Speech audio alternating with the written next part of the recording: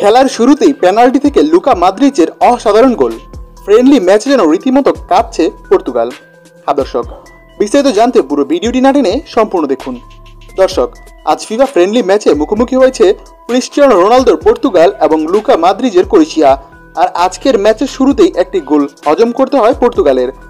7 মিনিটের মাথায় যখন ক্রোয়েশিয়ার খেলোয়াড়রা ডি বক্সের ভেতরে বল নিয়ে যায়, তখন পর্তুগালের ডিফেন্সাররা ফাউল করে বসে, যে কারণে আম্পায়ার পেনাল্টি দিতে বাধ্য হয় এবং 8 মিনিটের মাথায় পেনাল্টি শট নেন লুকা মদ্রিচ।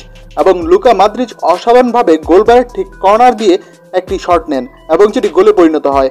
পর্তুগালের গোলরক্ষক ঝাঁপিয়ে পড়ে বলটি তালুবন্দি করতে পারেনি, যে কারণে সহজ একটি গোল হয়। 8 মিনিটের মাথায় প্রথম গোল করে এগিয়ে যায় ক্রোয়েশিয়া। তবে আজকের ম্যাচে এখন পর্যন্ত ক্রোয়েশিয়া এগিয়ে থাকলেও 5 পজিশনে অনেকটা এগিয়ে আছে পর্তুগাল। এখন পর্যন্ত 54% বল নিজেদের পায়ে রাখতে পেরেছে রোনালদোর দল, আর অন্যদিকে 46% বল নিজেদের পায়ে রেখেছে ক্রোয়েশিয়া।